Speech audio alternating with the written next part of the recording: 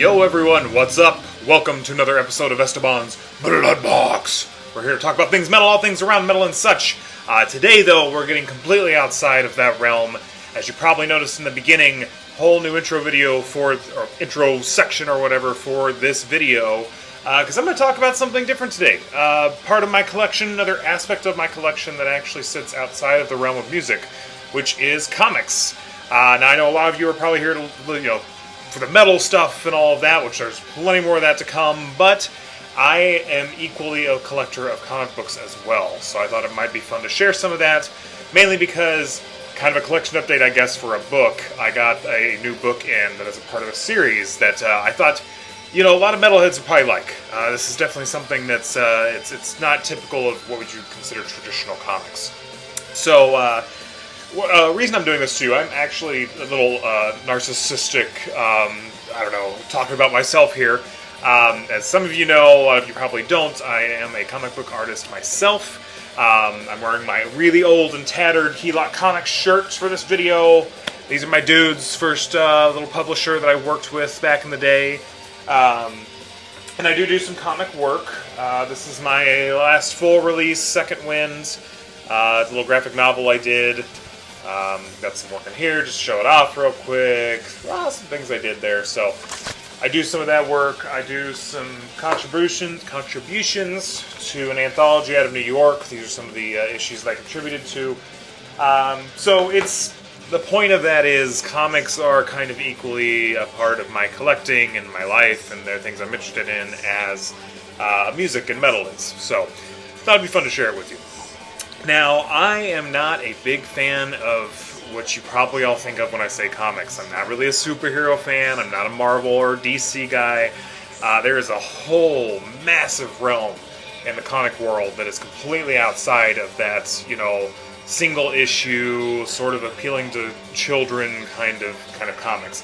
Nothing wrong with that. There is a huge, massive history behind why Marvel Comics and DC Comics are the way they are.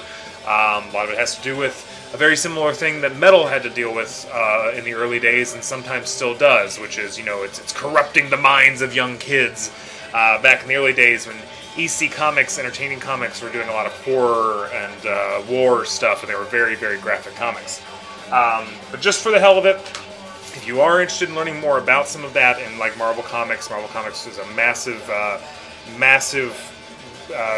road paver for terrible with my language on this, but paved the way for what comics could be today.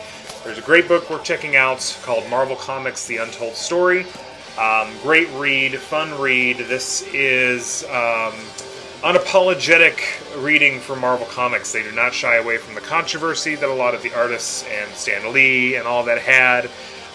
It's not all just, hey, Marvel's great. There's all the gritty, nasty shit they were doing, the way they fucked over people, along with the really amazing stuff they did as well. So, really interesting read, fun to read. It's also an audiobook, so if you're at all interested in comics and what they are, there's a lot more to it than just that, but it's an interesting story.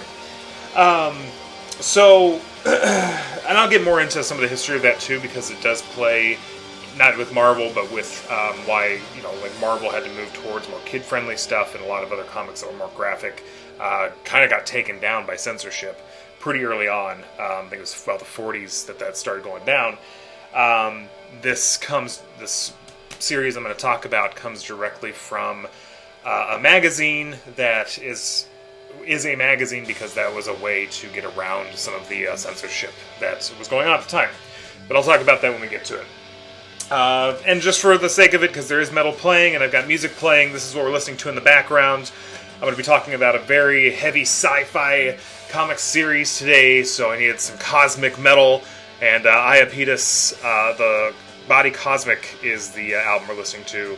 Got this one pre-ordered it on vinyl. I think they still might have some copies up whenever they do finally get them, so that'll be coming out soon. If you haven't checked it out, definitely check it out.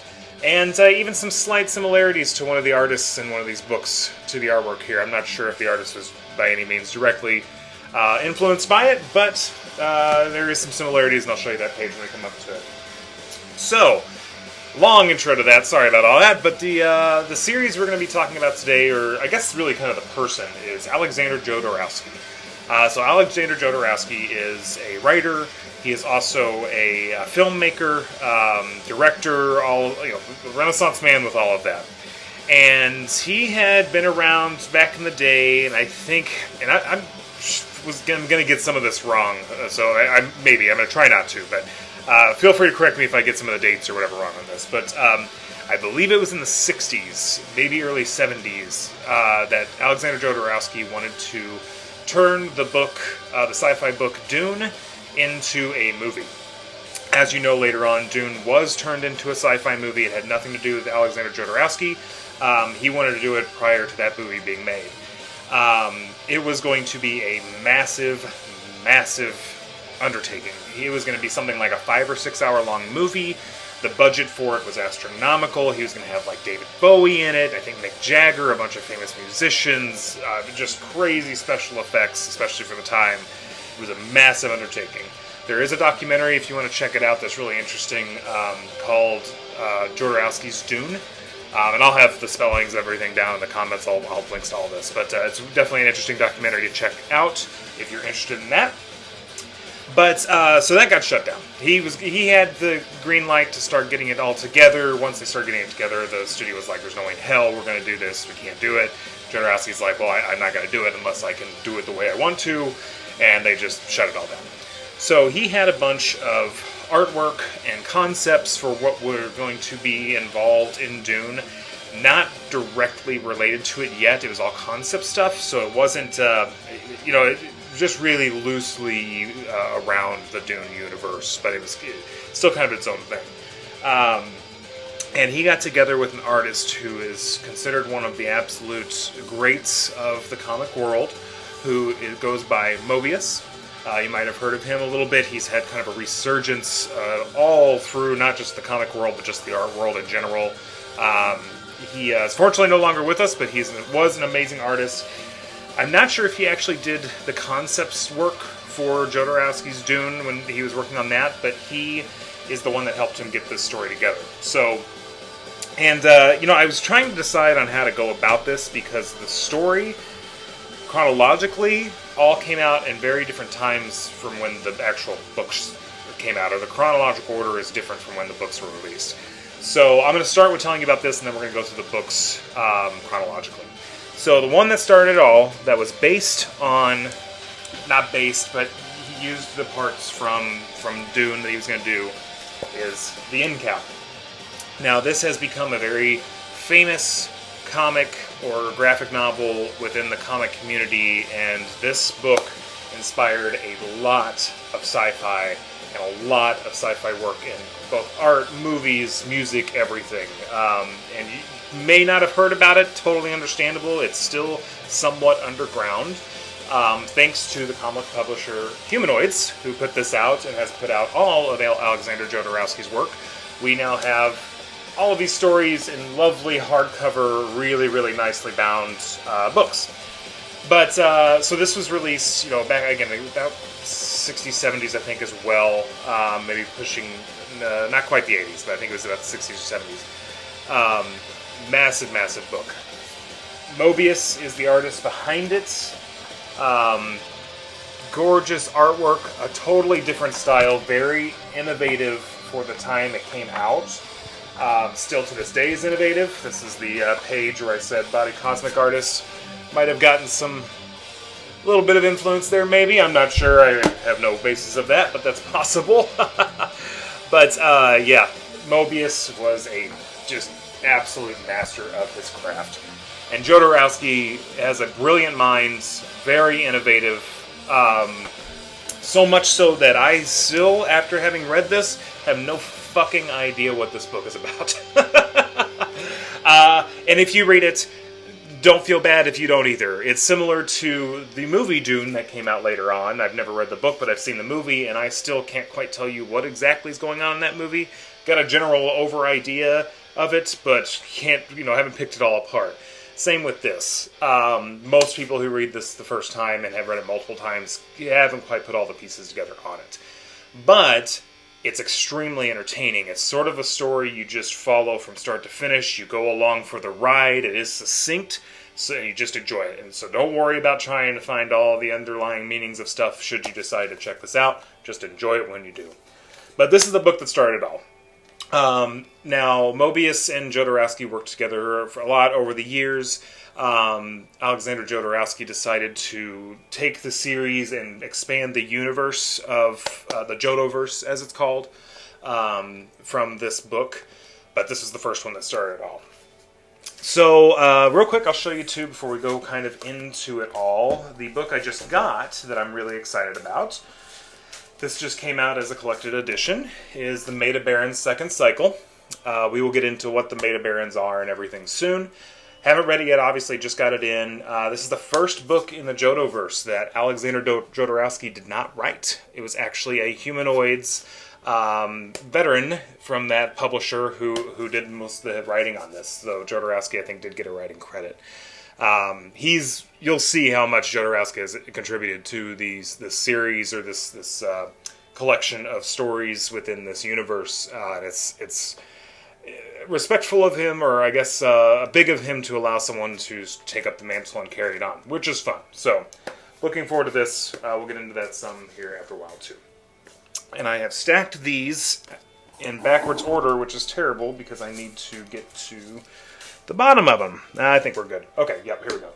So, the whole Incal JodoVerse. It's a sci-fi universe, think, totally separate from us, completely, nothing to do with Earth or anything like that, fantasy-esque. Think like Star Wars or something, like completely different universe that exists outside of the realm of what we are and what we know. It starts off, and again, these all came out very differently. The books that actually start the series in the story came out long after books that take place later on in the series came out. But the first one that really kicks it off is the Metabarons Genesis Castica. So this book tells the story of where the Metabarons come from. So the Metabarons are this ultimate warrior, just absolutely indestructible. You can't kill them. They're just complete badasses. First appears in the Incal. Jodorowsky really liked that character in the Incal, so he decided to make a series based on that. And I would say the Metabarons lineage and series are absolutely the best within this whole group of things, in my opinion. Of course, the Incal is absolutely amazing what started it all. But Casca's where it starts. Very, very far in the past from where the Incal takes place. It starts with this basically clan called Castica, was their name. And they're on this planet. And as you can see, it's very, artwork's absolutely gorgeous. Sort of tells the story of how, they were on this planet, how their clan worked, how, things evolved with them. All of these stories, if they were to ever be made into a movie, would easily be rated R, if not NC-17. But absolutely gorgeous artwork. So yeah, this starts it all. This tells you about Castica, which is where the Metabarons lineage comes from. So we start there, and then jump straight into, that book leaves off where the Metabarons start. And the Metabarons start with basically the Castica lineage kind of getting wiped out, and the one person from Castica carrying on and becoming the Metabaron, passing it on to his child. And each Metabaron, there really can only be one, and each one has to sacrifice a part of their body to complete the transformation into the Metabaron. And again, the Metabaron is basically just a hardcore warrior, indestructible, almost godlike. But this is personally my favorite story from the JodoVerse series. It's probably also the most easy to understand. It's the most story-like, and I think part of that might be because, again, the Incal was bits and pieces of what Jodorowsky might have been doing with Dune, and then he sort of made the Incal out of all those pieces. This was told from start to finish as a story about these Metabarons and each one as they came. This features one of my absolute favorite comic artists and maybe artists of all time. Of course, Moebius is up there also with one of my favorites, absolute master. But Juan Gimenez is who illustrated this book, and I'm going to show you some of the artwork in here soon. It is extremely unfortunate. We lost him from coronavirus. He passed away due to the coronavirus. He was about 90, so he was an older guy. But it was a devastating loss for the art world because he is an absolute master of the craft. So this starts coming out in the early 90s. This starts with, again, starting with Castica and the transformation into the Metabarons. And I'll try to give you just some, so you can check out some of the artwork here. Jodorowsky is a master. I cannot say that enough. Let's get you some good action scenes here.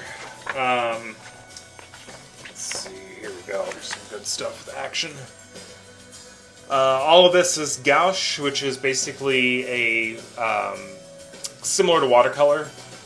Pen and ink, all paper, not digital for the most part. He might have done a little bit of drawing digital, but it is all real colors.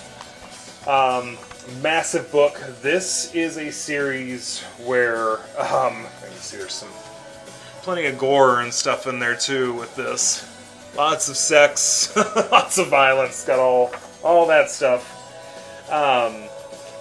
This is a book where every single page has a lot of information. It is a very, very dense story. No wasted space, no wasted time, no wasted panels. Very, very intense. It's one of those stories I wish I could read for the first time again, just because it was so good, so gorgeous. Let's see. Let me get you some cool stuff to look at here. I mean, there's really not a page that's bad. It's all just amazing. And Juan Gimenez also influenced a lot of artists too.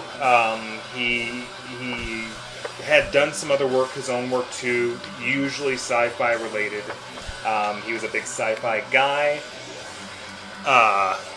So there's been lots of influence from him. Moebius, probably more influential really in the comic world because he had started so long ago, but Juan Gimenez is definitely a person who influenced a lot of people. So, big, thick book, very dense material, but really good.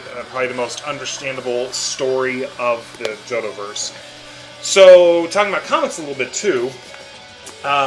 So this story came out initially in Heavy Metal magazine. Now, I'm sure a lot of you know Heavy Metal probably from the movies, which are based off of the comics, where it has, kind of classic rock metal stuff with sexy clad women, or, sexual women and all that stuff, and violence, all the stuff that was sort of taboo for children and such.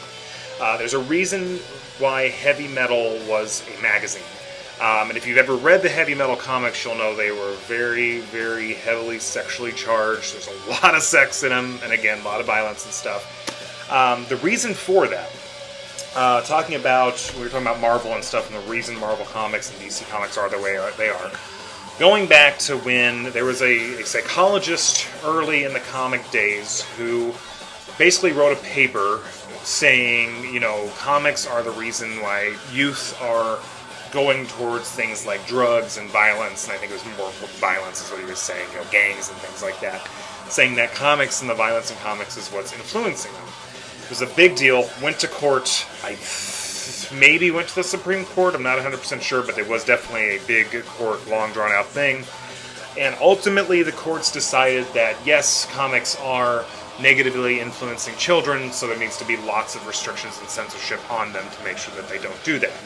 Obviously, later on, and especially as of today, we understand that video games, comics, things like that do not have that much of an influence on people or children doing bad things. Same with metal music, right? Lots of attacks on that in the 80s with Satanic Panic and stuff like that. Music can influence someone, but there's no sufficient evidence that these things are directly the single cause of why someone decides to do something bad.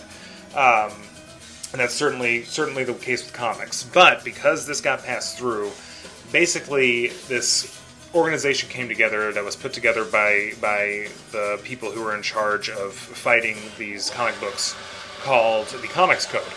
And the Comics Code was basically a group who would go through all comics, and if there was anything that resembled violence, if there was anything that resembled anti-authoritarian ideas, anything like anarchy, anything that wasn't just squeaky clean, then it would get nixed And with comic books, it's a lot of work, and there's a lot that goes into it to make a comic. So it costs a lot of time and money if something gets nixed when it's basically ready to go to the printer. So because of that, you had things like Marvel Comics and DC start coming out, your Supermans and your Spider-Man and X-Men and all this stuff, which, yeah, there's some light violence, especially in the old days, but it's really light, and there's always a positive message in it and stuff. So that's why those comics were the way they were. So a way they found out to get around this in the 70s, and one of the magazines that you've probably heard of that was one of the start of this, was Mad Magazine.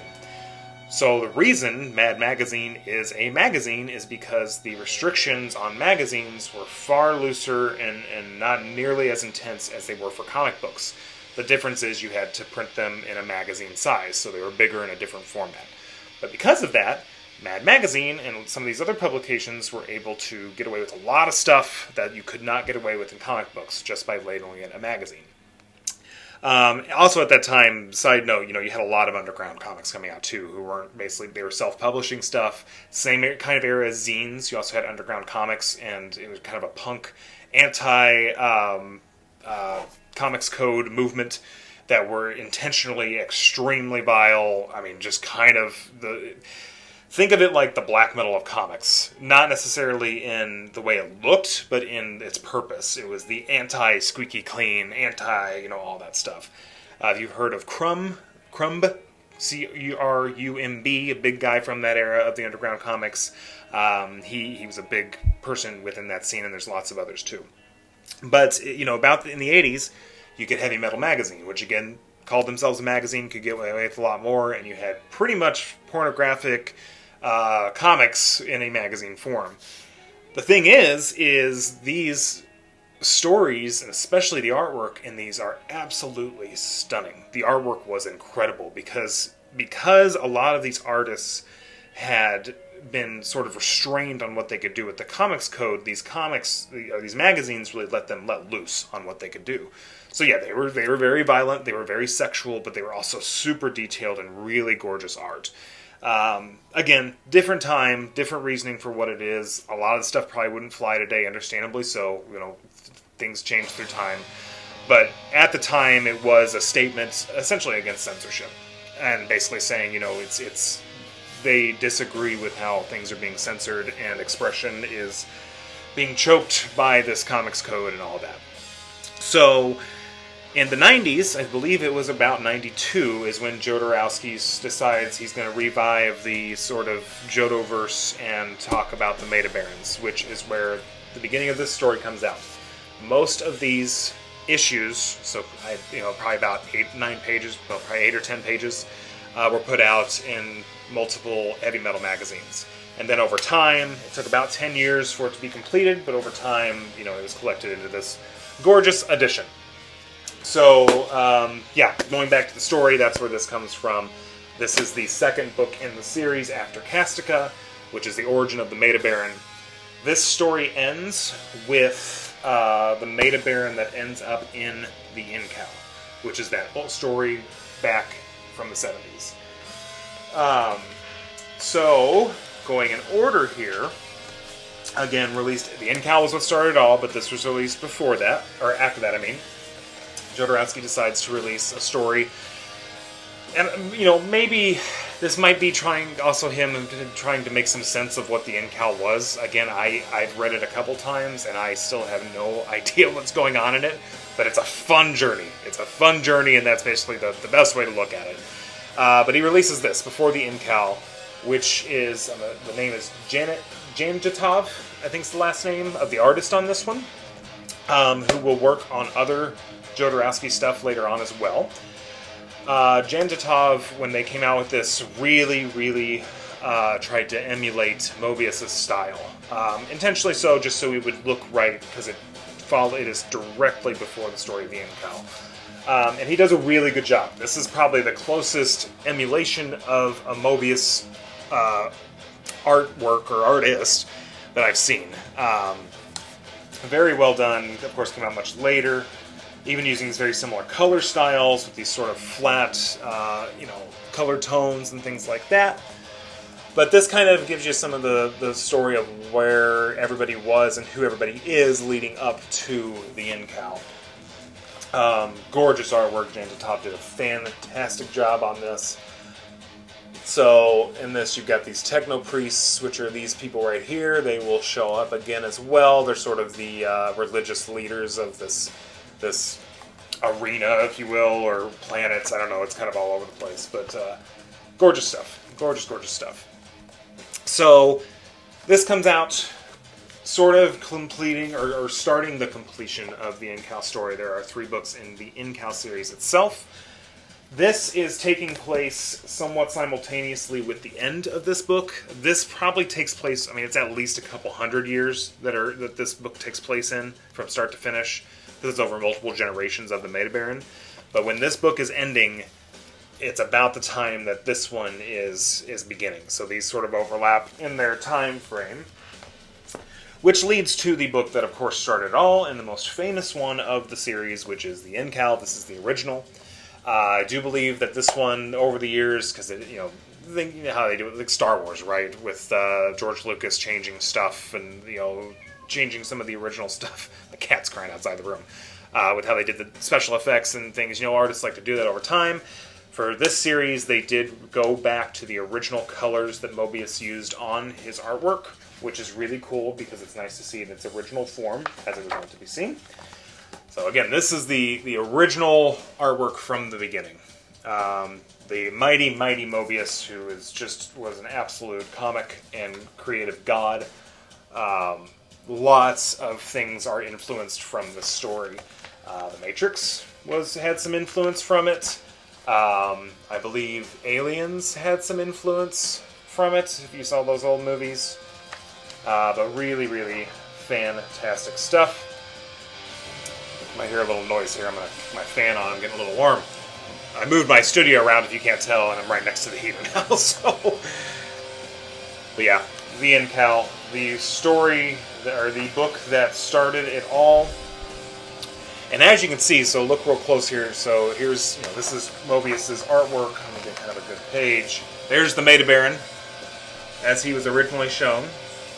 That's him at the very beginning. And going back to Janjatov here, see how closely they, made the artwork look like the original Incal. Did a really good job, even the facial structures and everything.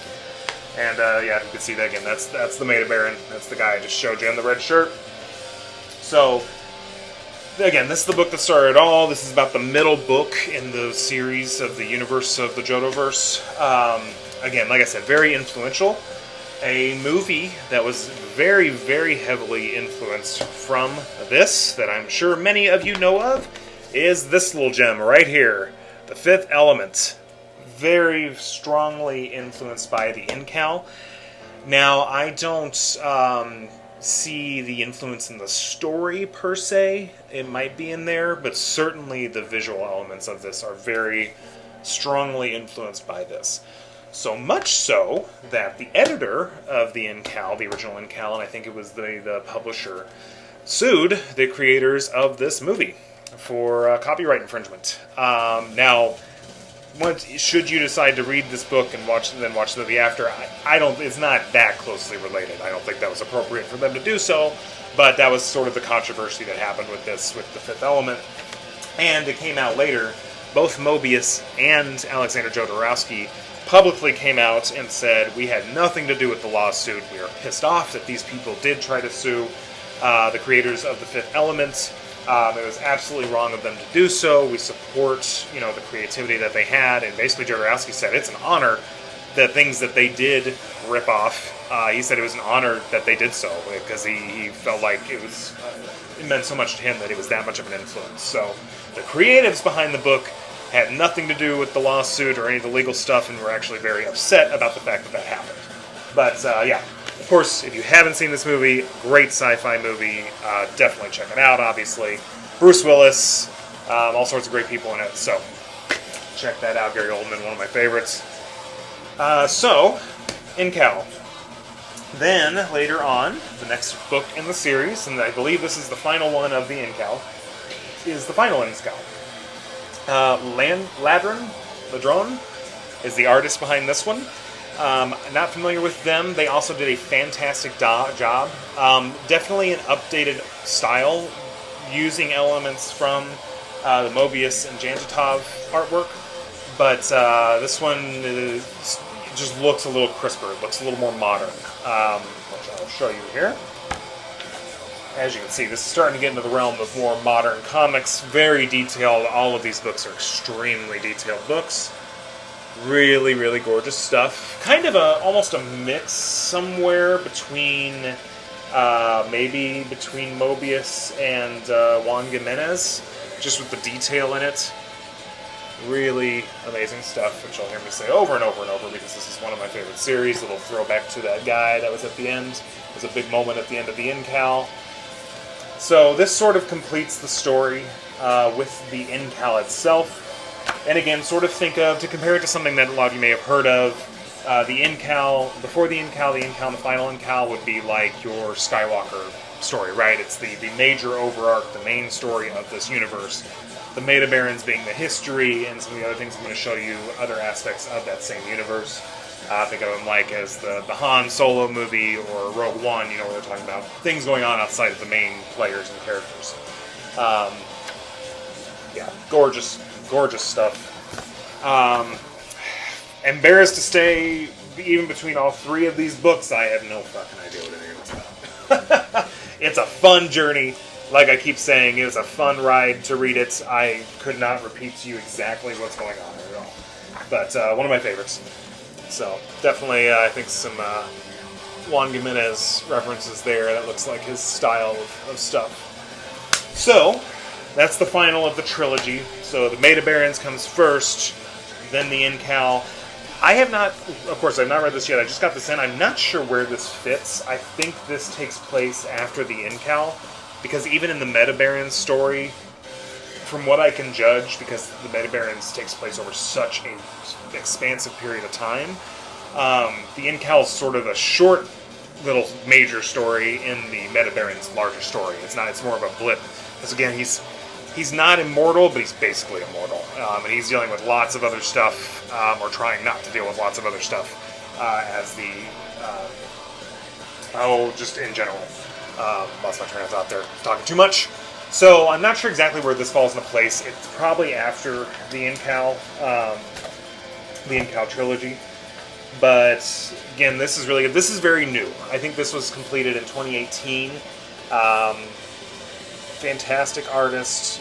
Definitely, pulling from the influences from Juan Gimenez. Moebius and Juan Gimenez are the sort of two main artists behind all of this that everyone tries to stay close to keep it all together there. But really gorgeous. Again, you're going to hear me repeat that a lot because it just is. All that detail. My God, the work that goes into that is insane. But really gorgeous stuff. So, yeah, that's the new Metabarons. I'm looking forward to that. So there's some stories, too, that came out, like I was saying, in the universe on the fringes of it. One is Megalex. This was an interesting one. Also, this is all written by Jodorowsky. Now, this is actually a single story, but it's just set in the same universe, but it has nothing to do with Metabarons or Incal or any of that. This is its own thing, just in its own universe. It was interesting. It's a good story. I'm not as much of a fan of the artwork in this one. It's a lot more digital. Boy, it's such a black metal thing to say, right? It's too digital. It's very well done. It's certainly well done. Fun little story. Fun getting some work outside of the normal characters of the universe. It's kind of hard to tell here. If you look at it in person, you can see it's a little more digital rendering and colors on it and stuff. But it's cool. You got to have it if you're going to have the whole series. So then the last book that I have, I think there's one more book coming out that's, again, Jodorowsky's sort of allowed people to go off with this universe and take it on further. The newest one I actually just saw about when I was looking up some stuff for this has an artist that's not worked with it before and a new writer as well. Not sure what that one's about, but this is one, again, kind of weird. This takes place This, and I've actually not read this whole thing yet, but this is the Techno Priests, which are a big group of people in both the Metabarons and the Incal, primarily the Incal, sort of the religious heads of this universe and this planet or galaxy that everybody's in. Not particularly good people. This is sort of a telling of some of their story. It's all told sort of as a flashback, so it's somewhat simultaneous with these stories, but also kind of tells some history or some other stories with it. More of the outside of the regular Incal stuff. So this is fun too. Again, this is fantastic artwork, a little more on the digital side, but I think a little better than Megalex. Again, personal opinion on that. But this is actually Jodorowsky again, who did, before the Incal, and emulated Moebius' style really strongly for that, intentionally. On this one, Jodorowsky was basically like, hey, let loose, really develop your own style, or if you have developed your own style, use it on this one, I want to see your work. So it's a very, very different look, even though it's the same artist. More of his original. As you can see, there's some priest sex going on there. Very lush, very colorful. What's fun about this one too is, as all of these are, all of these books were released in segments, issues, then shorter graphic novels, and then eventually collected as one series. And in this one, you can tell, because in the beginning, you may not be able to see this very well on the screen, but if you look, Jodorowsky still has a lot of the really tight, there you go, you can kind of see it, the tight little line work of sort of what he was doing with the Moebius style. So he's working into his own style, but he's still got a lot of the, again, like I just said, the line work of Moebius' work. And then as it moves on, he gets a lot smoother with it, starts removing a lot of that line work, relying more on tone and color and things to get things across. As you can see, there's less tight line work in that. Also, I think part of it too is it's very hard to get this much detail into comics usually. I mean, the old standard for like Marvel comics and things like that are most artists would try to draw a page a day. Some of your masters like Jack Kirby, who is one of the big Marvel comic creators, could knock out like 4 or 5 pages in a day, which is insane. That's a fucking machine. Nobody does that. But most people would draw a page in a day, then you'd have an inker that would come in and ink it, and then a colorist who would color it. Most of these are going to be your same artist as the inker as well, and then maybe someone coloring it outside of that. But as you can imagine, going back to, like, say, the Metabarons here, I imagine it would be pretty damn difficult to do something like this in a day in a drawing. That is a lot of detail to knock out in a day. I mean, just absolutely immaculate there, and also he did all the coloring himself. So that's why a lot of these take so long to come together and to get compiled, and why some comics take longer than a month to put out an issue, and why a lot choose. I imagine why these guys chose to go with the magazine, doing heavy metal, because you don't have to have a story per issue of that magazine. You can sort of put them out as they come along. So. Yeah, that's what's going on there. So yeah, there's the JodoVerse, a very quick, flinging it at you rundown of it. Just one of my favorites. That'd be fun to show it off.